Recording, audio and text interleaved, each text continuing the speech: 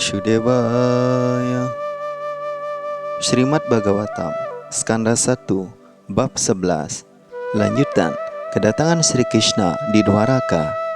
Selanjutnya, sloka 32. Tam atma jair dristibir antaratmana duranta bawa parire bire patin nirudhamapya shravat ambu netrayor vilajati nambriguvarya vaiklavat. Artinya, kebahagiaan tiada tara itu sedemikian kuatnya sehingga mendorong semangat para permaisuri itu yang merasa sangat malu untuk memeluk suaminya. Oleh karena itu, pertama-tama mereka memeluk Sri Krishna cukup di dalam hatinya. Kemudian memeluk Sri Krishna dengan cara memandangnya dalam-dalam, dan selanjutnya menyuruh anak-anaknya sendiri yang memeluk ayah mereka, Krishna, untuk mewakili dirinya. Namun, wahai pemimpin di kalangan para bhrigu, walaupun mereka berusaha menahan perasaan, butir-butir air mata bahagia mereka menetes tanpa mereka sadari. Penjelasan dari Yang Maha Berkarunia, A.C. Bhaktivedanta Swami Prabhupada. Hasrat yang menggebu untuk memeluk suami tercinta, Sri Krishna, dibendung oleh rasa malu hati seorang perempuan. Namun para permaisuri itu punya cara tersendiri untuk berpelukan dengan Krishna, yaitu memeluk Krishna di hati, memeluk Krishna dengan cara memandang dia dalam-dalam, dan menyuruh putra-putranya memeluk Krishna. Tetapi tidak hanya berhenti sampai di sana, air mata bahagia pun menetes membasahi pipi mereka, sekalipun mereka telah berusaha keras untuk membendungnya. Seorang istri telah merasakan dekapan suaminya lewat pelukan sang suami kepada anaknya, karena sang anak adalah bagian dari badan mereka bersama. Pelukan dari seorang anak terhadap ayahnya sungguh berbeda rasa dengan pelukan antara suami istri. Tetapi kedua pelukan itu adalah pembunuh rindu yang efektif. Pelukan melalui mata lebih efektif dalam hal percintaan antara dua kekasih. Dan dengan demikian, menurut Srila Jiwa Goswami, tidak ada yang salah dalam pertukaran rasa seperti itu antara suami istri. Selanjutnya, sloka 33. Yat yapyasau parshvagato rahogatas tetapi tasyan griyugam nawam nawam pade pade kavirameta tat padat calapiya crirna jahati karhicit. Artinya, Sri Krishna selalu hadir di sisi mereka, baik secara langsung maupun dalam perenungan mereka di saat-saat mereka sedang sendirian. Namun, di mata mereka, kaki Padma Krishna selalu tampak berseri semakin indah. Sang Dewi Keberuntungan, walau menurut sifatnya gelisah dan selalu bergerak, tidak dapat melepaskan dirinya dari kaki indah Tuhan itu. Jadi, perempuan mana yang dapat dipisahkan dari laki-laki tampan tersebut? Penjelasan dari Yang Maha Berkarunia, A.C. Bhaktivedanta Swami Prabhupada. Untuk memenuhi hasratnya, para jiwa yang masih diikat oleh keinginan materialnya selalu bergantung pada berkah Dewi Keberuntungan. Walaupun menurut sifatnya, sang Dewi tak pernah diam, terus bergerak dari satu tempat ke tempat lain. Di dunia material ini, tak seorang pun yang mempunyai peruntungan baik secara terus-menerus, betapapun pintarnya dia. Telah begitu banyak berdiri kerajaan besar di berbagai belahan dunia. Telah ada banyak pula raja perkasa di seluruh dunia, dan telah ada banyak orang yang beruntung. Namun mereka semua perlahan-lahan menghilang satu demi satu. Inilah hukum alam material. Tetapi secara spiritual hal itu berbeda. Menurut Brahma Samhita, beratus-ratus dan beribu-ribu dewi keberuntungan terus melayani Tuhan dengan kasih mesra yang penuh penghormatan. Selain itu juga mereka selalu menyepi bersama Tuhan. Tetapi masih saja pergaulan dengan Tuhan itu tak henti-hentinya melahirkan inspirasi baru, sehingga mereka tidak pernah mampu meninggalkan Tuhan sesaat pun. Sekalipun menurut sifatnya mereka tidak pernah diam dan selalu bergerak ke sana sini. Hubungan spiritual dengan Tuhan begitu menyukacitakan, dan melimpah hingga tidak seorang pun yang mampu meninggalkan pergaulan Tuhan setelah pernah berlindung kepadanya. Secara alami, para makhluk hidup bersifat perempuan menurut kodratnya, sedangkan Tuhan selalu berperan sebagai laki-laki atau sang penikmat. Dan seluruh manifestasi berbagai potensinya adalah perempuan menurut sifatnya. Di dalam Bhagavad Gita, para makhluk hidup disebut para prakriti atau energi superior. Unsur-unsur material adalah para prakriti atau energi inferior. Kedua energi tersebut selalu berperan sebagai pemuas sang pengguna atau sang penikmat. Umumnya, orang-orang yang aktif selalu mencari kesibukan bagi kesenangannya, terutama berebut untuk menjadi pelayan penting yang dekat dengan kekuasaan tertinggi. Penguasa yang tertinggi itu adalah Tuhan yang Maha Esa, yang merupakan penikmat tertinggi segala sesuatu, baik di dalam maupun di luar alam semesta. Dengan demikian, kenikmatan tertinggi itu adalah jika diperjakan langsung oleh Sang Maha Penikmat itu, selalu melakukan pelayanan dalam pemerintahan tertinggi Tuhan. Tidak ada makhluk yang berharap untuk diberhentikan dari pekerjaan tersebut. Kesempurnaan tertinggi kehidupan manusia adalah menemukan suatu keasyikan, ketekunan, dan lain sebagainya dalam melakukan pelayanan kepada Tuhan. Itulah yang membawakan kebahagiaan abadi bagi orang yang melakukannya. Kebergantungannya kepada Dewi Keberuntungan yang senantiasa berpindah tempat itu tak lagi dibutuhkan oleh seseorang setelah ia kepada Tuhan berelasi. Selanjutnya, Sloka 34.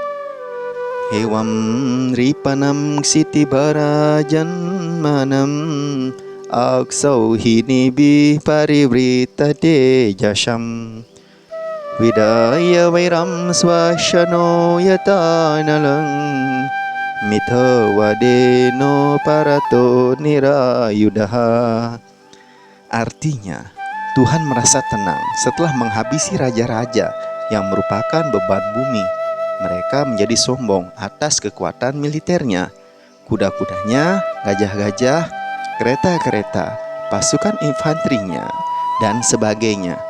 Tuhan sendiri tidak terlibat langsung untuk membela salah satu pihak yang bertempur tersebut. Perannya hanya sebagai pemicu konflik di antara para penguasa perkasa itu, dan mereka berperang di antara mereka sendiri. Tuhan ibarat angin penyebab terjadinya gesekan antara pohon-pohon bambu dan menimbulkan percikan api. Penjelasan dari Yang Maha Berkarunia, Ekshi Bhaktivedanta Swami Prabhupada. Seperti telah disebutkan sebelumnya, para makhluk hidup itu sejatinya bukanlah sang penikmat dari segala sesuatu yang merupakan ciptaan Tuhan.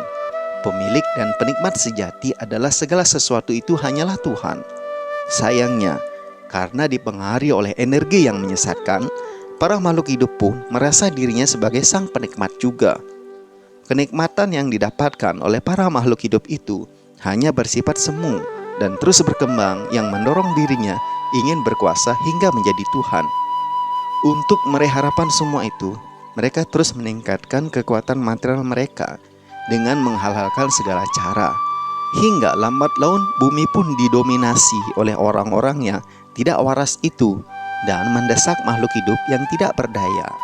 Keadaan ini disebut Dharmasya Glani atau penyalahgunaan energi manusia. Ketika bumi sangat terbebani oleh penyalahgunaan energi manusia, ulah para penguasa ateis itu, maka terjadilah gangguan hebat yang dirasakan oleh penduduk bumi yang waras.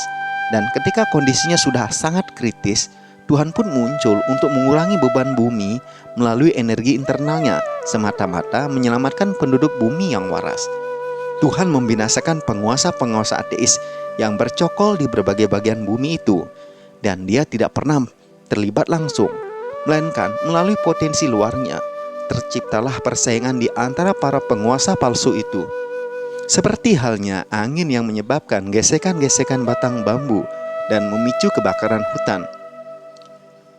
Kebakaran hutan itu seakan-akan terjadi dengan sendirinya, padahal dipicu oleh kekuatan angin. Dan demikian pula terpicunya perselisihan antara berbagai kelompok politis ateis itu karena pengaturan Tuhan yang tidak kasat mata. Para penguasa yang tidak dikehendaki itu menjadi sombong, setelah berhasil menguasai kekuatan militer. Dengan demikian, terjadilah konflik kepentingan di antara mereka yang justru menggerogoti energi mereka sendiri. Sejarah dunia telah mencerminkan kehendak Tuhan yang tak kentara ini dan akan terus berulang hingga para makhluk hidup tersadar bahwa dirinya adalah pelayan Tuhan, bukan sang penikmat. Di dalam Bhagavad Gita, hal ini diuraikan dengan jelas. Bhagavad Gita bab 7 sloka 14 disebutkan bahwa energi yang menyesatkan itu adalah energi kepunyaanku. Dengan demikian, energi yang berasal dari energi spiritualku itu tidak dapat diatasi sendiri oleh makhluk hidup yang terikat. Akan tetapi, selekas mereka kepadaku berserah diri sepenuhnya, maka mudah sekali bagi mereka untuk mengatasi lautan kebodohan yang maha luas itu. Ini berarti bahwa tidak seorang pun yang mampu menegakkan kedamaian dan kemakmuran di dunia ini melalui kegiatan berpahala atau melalui filsafat atau ideologi yang spekulatif. Satu-satunya solusi untuk bebas dari ilusi yang menyesatkan itu adalah berserah diri sepenuhnya kepada Yang Maha Kuasa. Sayang sekali, gagasan dan perbuatan yang digemari oleh mayoritas warga dunia adalah perbuatan yang cenderung destruktif, yaitu perbuatan yang bertolak belakang dengan ajaran untuk berserah diri kepada Tuhan. Mereka-mereka itu adalah orang yang berperilaku jahat, orang yang kehilangan kecerdasan spiritualnya, orang yang paling rendah di antara kelas-kelas manusia, dan orang yang pengetahuannya dirampas oleh ilusi. Semua orang tersebut, walaupun sudah berpendidikan tinggi secara akademis, tetapi dianggap sebagai orang yang berperilaku jahat karena selalu menentang kekuasaan Tuhan. Orang-orang yang terlarut dalam keduniawian yang hanya mengandalkan kekuatan fisik, mengabaikan adanya kekuatan spiritual, tidak diragukan lagi adalah orang-orang bodoh yang paling rendah di kalangan manusia. Tujuan utama kehidupan manusia adalah berelasi kembali dengan Tuhan. Hubungan-hubungan yang telah lama terputus. Mereka telah lama kehilangan kesempatan ini karena sibuk dalam kegiatan material. Kendati terus-menerus berusaha dengan cara yang spekulatif, sehingga tidak dapat mencapai tingkatan untuk mengenal personalitas tertinggi Tuhan Yang Maha Esa, sumum bonum segalanya. Demikian, mereka semua dapat dikatakan sebagai orang yang berperilaku jahat dan harus menanggung akibatnya, seperti yang dialami oleh laskar-laskar dunia seperti Rawana, Hiranyakasipu, Kangsha, dan lainnya. Selanjutnya, sloka 35. Saesha nara lokesmin avatirna shwamayaya remestri ratna kutashto bhagawan prakrito yatha. Artinya, personalitas tertinggi Tuhan Yang Maha Esa Sri Krishna atas karunia-Nya yang tiada bersebab hadir di planet ini melalui potensi internalnya yang menikmati dirinya sendiri di tengah-tengah pergaulan para perempuan yang sudah memantaskan diri, seakan dia terlibat dalam urusan-urusan keduniawian. Penjelasan dari Yang Maha Berkarunia, Esy Bhaktivedanta Swami Prabhupada. Sri Krishna menikah dan hidup seperti orang biasa yang berumah tangga.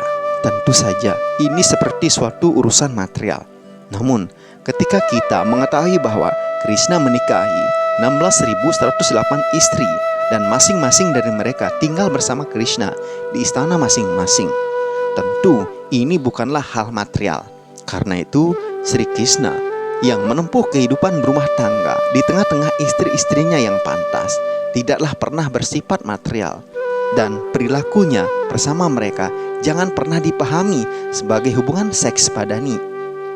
Perempuan-perempuan yang menjadi istri Tuhan tentu bukan perempuan biasa, sebab mendapatkan Tuhan sebagai suami adalah hasil dari menjalani tapasya atau pertapaan selama berjuta-juta kelahiran.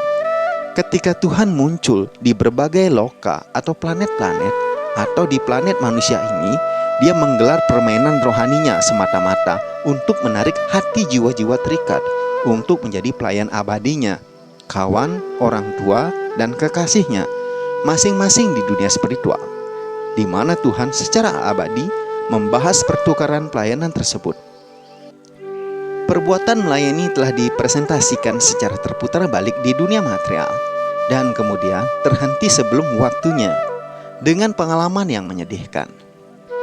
Makhluk hidup yang tersesat yang diikat oleh sifat alam akibat kebodohan tidak mampu mengerti bahwa semua hubungan di dunia material ini bersifat temporer dan penuh dengan kemabukan. Hubungan seperti itu tidak dapat membantu kita menjadi berbahagia selamanya.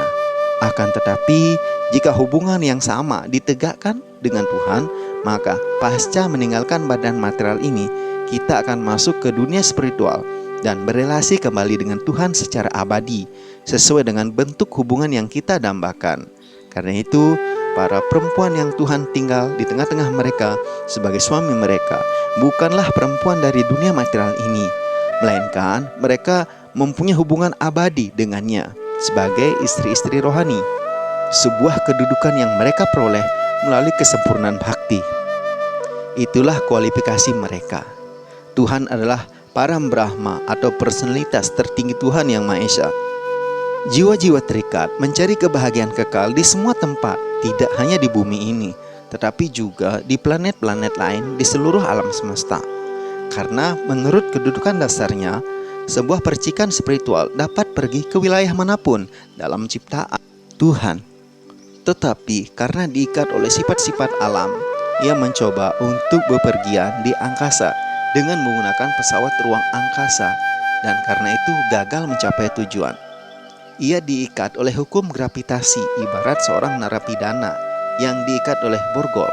Padahal masih ada cara-cara lain yang memungkinkan ia dapat pergi kemanapun yang ia mau. Namun bahkan jika dia mencapai planet tertinggi, ia tidak bisa mendambakan kebahagiaan kekal itu yang diburunya di kehidupan demi kehidupan. Namun ketika tersadarkan yang ia cari adalah kenikmatan cahaya Brahman, pasca ia yakin bahwa kebahagiaan yang tidak terbatas itu tidak pernah ditemukan di dunia material. Demikian pula pribadi tertinggi para Brahman sudah tentu tidak mencari kebahagiaannya di mana-mana di dunia material. Demikian pula perlengkapan kebahagiaannya tidak akan bisa ditemui di dunia material. Tuhan tidaklah impersonal atau tanpa wujud. Tuhan adalah pemimpin dari pribadi tertinggi di antara makhluk-makhluk hidup yang tidak terhitung jumlahnya. Oleh karena itu, Tuhan tidak mungkin impersonal. Tuhan persis seperti kita, dan Tuhan memiliki semua kecenderungan seorang makhluk hidup individual sepenuhnya. Tuhan menikah persis seperti kita, tetapi pernikahannya tidaklah materialistik ataupun dibatasi oleh pengalaman kita dalam keadaan terikat. Karena itu, istri-istri Krishna pun terlihat tak beda dengan perempuan-perempuan kebanyakan. Tetapi sebenarnya mereka semua adalah roh-roh terbebas yang transendental, manifestasi sempurna dari energi internal Tuhan. Selanjutnya, sloka 36. Udhama bhava pisuna malawal guhasya Pridwa waloka nihato madano biyasham Samuya capam ajahat pramadata mashta Yashendriyam vimatitum kuhakairna sekuhu. Artinya, walaupun senyuman-senyuman manis dan kerlingan mata yang menawan hati para ratu yang semuanya tiada bernoda itu, dan walaupun mereka mampu menaklukkan dewa asmara sendiri dengan membuatnya menanggalkan panah asmaranya karena frustasi, dan walaupun bahkan Siwa yang toleran itu pun bisa menjadi korban mereka, dan walaupun berkeras menggunakan semua cara magis dan daya pesona mereka, tetap mereka tidak mampu menggoyahkan indera-indera Tuhan. Penjelasan dari Yang Maha Berkarunia Eshe Bhaktivedanta Swami Prabhupada. Keterikatan terhadap lawan jenis selalu merupakan penghalang bagi teraksesnya jalan pembebasan atau jalan kembali kepada Tuhan. Dan skema lengkap dari Sanatana Dharma atau Warna Sanama Dharma melarang untuk membatasi pergaulan dengan lawan jenis. Bagaimana kemudian diakuinya satu sosok pribadi sebagai personalitas tertinggi Tuhan Yang Maha Esa jika dia terikat kepada lebih dari 16.000 istri? Relevansi dari pertanyaan ini mungkin berkaitan dengan para pencari kebenaran mengenai transcendentalitas Tuhan Yang Maha Esa. Dan untuk menjawab pertanyaan semacam itu, Rishi Dinamai sarannya telah membahas ciri-ciri transendental Tuhan pada ayat ini dan pada ayat-ayat selanjutnya. Jelas di sini bahwa kekuatan daya tarik sifat-sifat feminim sang penakluk Dewa Asmara atau bahkan Dewa Siwa yang maha toleran pun tidak mampu menaklukkan indera-indera Tuhan. Dewa Asmara bertugas sebagai pembangkit nafsu birahi.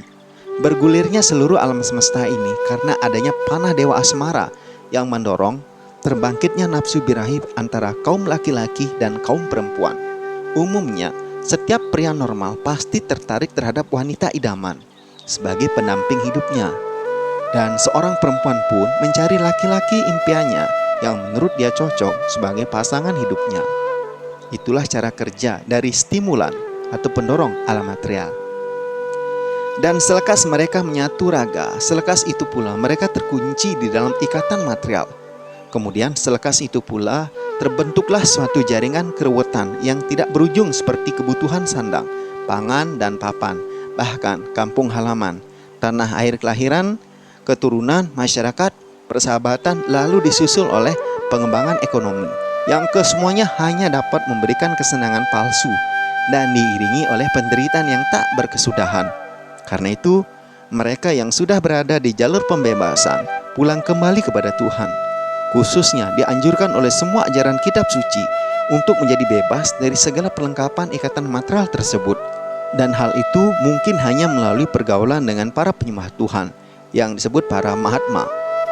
Dewa Asmara melepaskan panahnya ke arah para makhluk hidup untuk membuat mereka tergila-gila kepada lawan jenisnya, terlepas dari apakah pasangan itu rupawan ataupun tidak.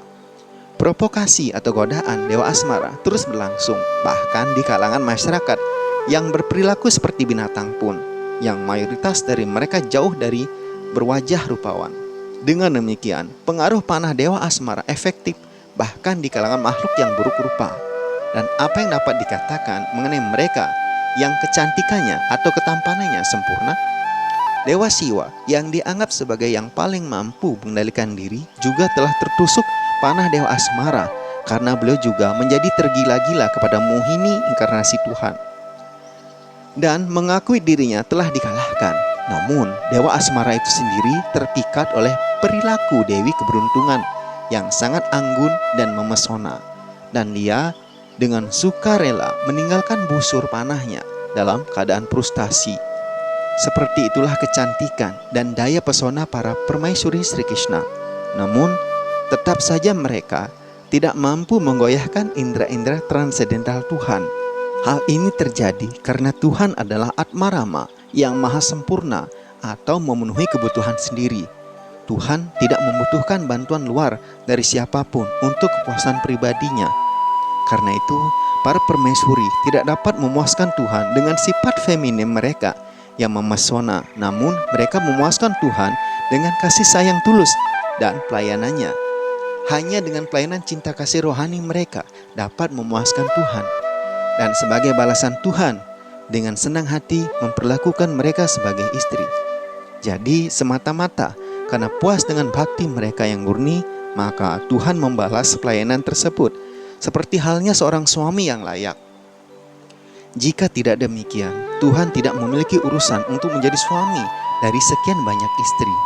Tuhan adalah suami bagi setiap orang. Namun bagi seorang yang menerima Tuhan dengan cara seperti itu, Tuhan membalasnya. Kasih sayang murni kepada Tuhan ini jangan pernah dibandingkan dengan nafsu badani. Itu adalah murni transendental. Demikian pula perilaku anggun yang diperlihatkan oleh para permaisuri sesuai sifat feminim yang alami, semuanya transendental. Sebab perasaan tersebut terekspresikan akibat kebahagiaan transendental. Dalam ayat sebelumnya telah diuraikan bahwa Tuhan tampak seperti seorang suami biasa, tetapi sesungguhnya hubungan Tuhan dengan istri-istrinya bersifat transendental, murni dan tidak berada di bawah pengaruh sifat-sifat alam material. Selanjutnya, sloka 37. Tam ayam manyate loko hi asangam apisan ginam atmao pamyena manujang vyaprin wanam yato buddha.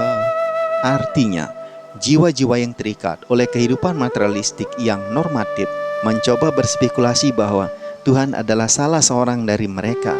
Mereka ditutupi oleh kegelapan. Oleh karena itu, mereka berpikir bahwa Tuhan dapat dipengaruhi oleh material, walaupun dia tidak terikat. Penjelasan, kata Abuddha penting di sini, semata-mata karena kebodohanlah, sehingga orang yang materialistik salah mengerti tentang Tuhan dan menyebarkan imajinasi-imajinasi yang tidak bertanggung jawab di kalangan orang-orang yang tidak bersalah. Penjelasan dari Yang Maha Berkarunia A.C. Bhaktivedanta Swami Prabhupada. Kata Abuddha penting di sini, semata-mata karena kebodohanlah, sehingga orang-orang materialistik salah mengerti tentang Tuhan dan menyebarkan imajinasi-imajinasi yang tidak bertanggung jawab di kalangan orang-orang yang tidak bersalah. Sri Krishna adalah asli personalitas tertinggi Tuhan Yang Maha Esa. Dan ketika Krishna hadir secara pribadi di depan mata setiap orang, Krishna mempresentasikan potensi spiritualnya yang utuh dalam setiap lapangan kegiatan. Sebagaimana telah kami jelaskan pada sloka pertama Srimad Bhagavatam, Krishna bebas sepenuhnya untuk berbuat sesuai kehendaknya. Namun, semua kegiatannya penuh kebahagiaan, pengetahuan, dan keabadian. Semata-mata karena ketidaktahuanlah orang-orang materialistik keliru memahami Krishna, tidak menginsyafi wujud kekalnya yang penuh pengetahuan dan kebahagiaan itu, sebagaimana ditegaskan di dalam Bhagavad Gita dan Upanishad-Upanishad. Berbagai potensinya bekerja dalam sebuah rencana yang sempurna, dalam urutan yang alami, dan mengerjakan segalanya melalui perantara berbagai potensinya. Krishna selamanya tetap sebagai kebahagiaan tertinggi.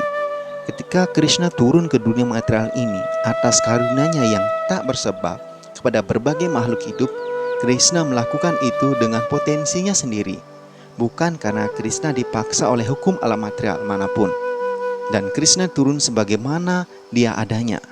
Para spekulan filosofis salah memahami tentang Krishna yang merupakan personalitas tertinggi Tuhan Yang Maha Esa, yang merupakan usung sebagai segala-galanya adalah impersonalitas Brahmanya. Konsep itu pun merupakan turunan dari kehidupan yang terikat karena tidak sanggupan mereka sendiri.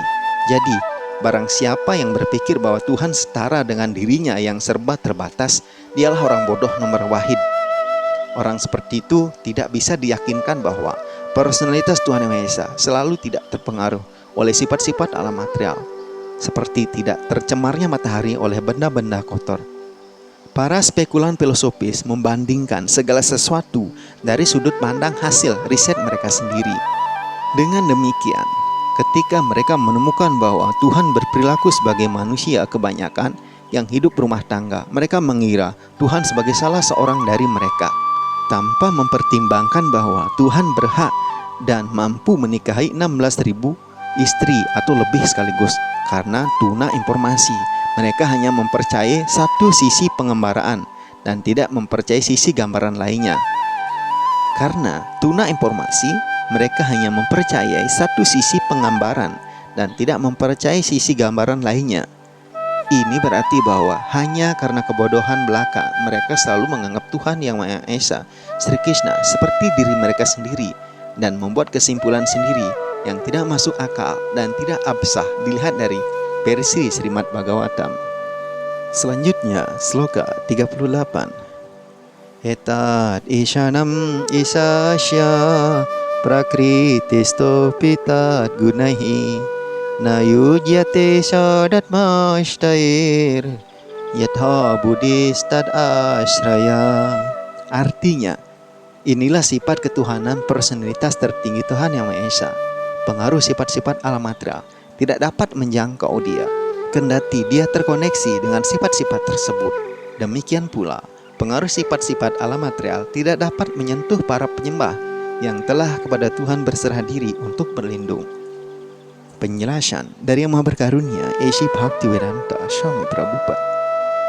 Di dalam literaturnya Weda, Shruti dan Smriti ditegaskan bahwa dalam sifat ketuhanannya tidak ada sesuatu pun yang material. Tuhan bersifat transendental atau nirguna, maha tahu.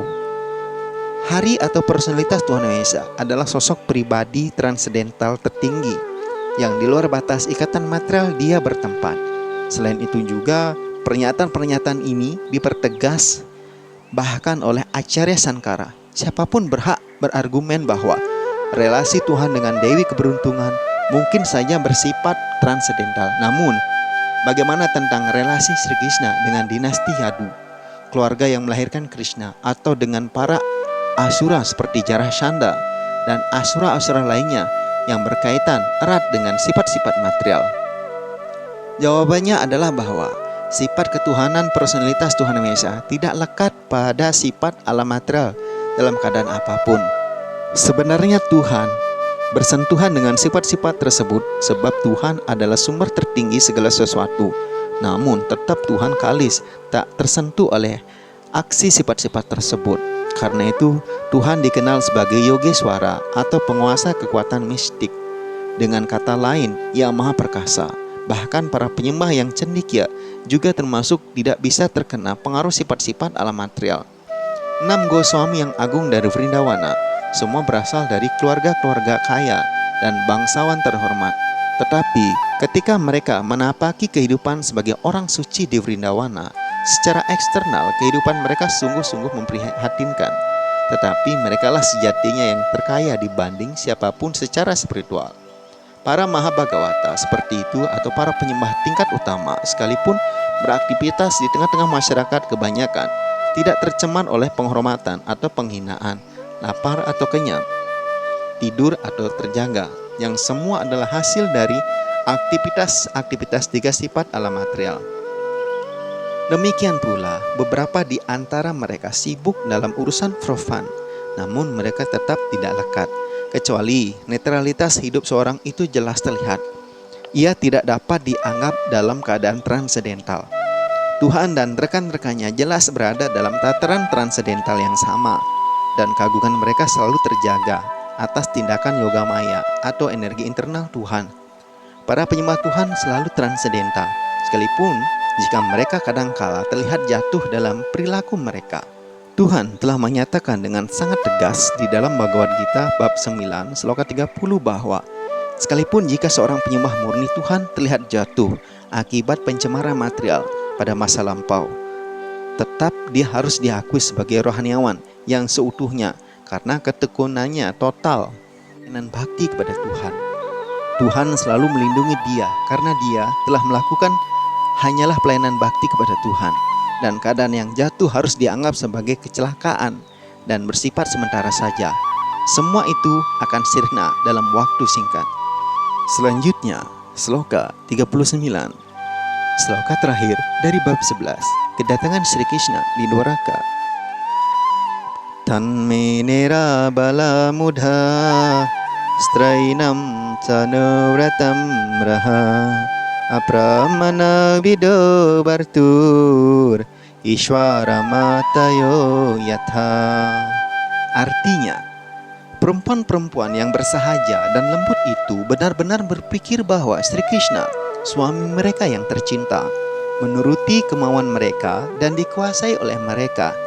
Mereka tidak menyadari batas keagungan suaminya, seperti halnya para ateis tidak menyadari Tuhan sebagai pengendali tertinggi. Penjelasan dari Yang Maha Berkarunia Eshe Bhaktivedanta Swami Prabhupada. Bahkan istri-istri rohani Sri Krishna pun tidak mengetahui secara lengkap keagungan Krishna yang tidak ada batasnya. Ketidaktahuan ini tidaklah bersifat material karena ada suatu campur tangan dari energi internal Tuhan dalam pertukaran rasa antara Tuhan dan rekan-rekan kekalnya. Tuhan bertukar hubungan transendental dalam 5 cara sebagai pemilik, tuan, kawan, putra, dan kekasih. Dan dalam setiap lilanya, Tuhan bermain sepenuhnya melalui potensi yoga maya, energi internalnya. Tuhan bermain persis seperti kawan yang sejajar dengan para gembala sapi atau bahkan dengan kawan-kawan seperti Arjuna. Tuhan bermain persis seperti seorang anak di hadapan Yasodamata. Tuhan bermain persis seperti seorang kekasih di hadapan gembala-gembala perempuan. Dan Tuhan bermain persis seperti suami di hadapan para permaisuri di Dwaraka. Penyembah-penyembah Tuhan tersebut tidak pernah berpikir tentang Tuhan sebagai yang maha kuasa, tetapi mereka berpikir tentang Dia persis sebagai seorang kawan biasa, seorang anak kesayangan, atau seorang kekasih, atau seorang suami yang sangat dikasihi dengan seluruh jiwa dan raga. Itulah hubungan yang terjadi antara Tuhan dengan para pencintanya yang transendental. yang bertindak sebagai rekan-rekannya di angkasa spiritual, tempat terdapatnya planet-planet Waikunta yang tak terhitung jumlahnya. Ketika Tuhan turun ke dunia ini, Ia melakukan bersama-sama rekannya untuk memperlihatkan gambaran yang lengkap tentang dunia spiritual. Tempat cinta dan pelayanan yang murni merebak tanpa sedikit pun keinginan untuk menyalurkannya melalui penguasaan atas ciptaan Tuhan. Penyembah-penyembah Tuhan seperti itu semua adalah roh-roh terbebaskan, perwujudan sempurna dari potensi marginal atau potensi internal yang sepenuhnya berlawanan dengan pengaruh dari potensi eksternal. Para istri Sri Krishna telah dibuat lupa oleh potensi internal akan kebesaran Tuhan yang tak terukur, sehingga tidak terjadi hambatan apapun dalam pertukaran rasa. Mereka menganggap bahwa Tuhan adalah suami penurut, setia, mendampingi di kala mereka kesepian. Dengan kata lain, bahkan rekan-rekan pribadi Tuhan pun tidak mengenal Tuhan secara sempurna. Lalu apa yang diketahui oleh para penulis ateis atau orang-orang yang berspekulasi tentang Tuhan? Orang-orang yang berspekulasi dengan ide-ide pemikirannya mengungkapkan bermacam-macam tesis tentang bagaimana Tuhan menjadi sebab dari ciptaan, tentang segala bahan ciptaan, atau tentang sebab material dan sebab efisien ciptaan dan lain sebagainya. Namun semua ini hanyalah pengetahuan yang baru sepotong kecil mengenai Tuhan. Pada kenyataannya, ketidaktahuan mereka sama saja dengan orang kebanyakan. Tuhan dapat diketahui hanya atas karunia-Nya dan tidak dengan cara lain. Tetapi mengingat bahwa perilaku Tuhan bersama para istrinya didasarkan atas cinta dan pelayanan rohani yang murni. Para istri-istri tersebut semua berada dalam tataran transendental tanpa pencemaran material. Demikianlah berakhir penjelasan Bhaktivedanta mengenai skanda 1 bab 11 Srimad Bhagavatam yang berjudul Kedatangan Sri Krishna di Dwaraka. Demikianlah pembacaan Srimad Bhagavatam pada hari ini. Terima kasih telah menyimak. Semoga hari-hari Anda penuh kebahagiaan dan keberuntungan. Segala karunia datang dari segala penjuru. Semoga Tuhan selalu memberikan kesempatan untuk berbakti kepadanya. Sampai jumpa esok pada waktu dan kesempatan yang sama. Jai Granth Srimad Bhagavatam Mahapurana Ki Jai.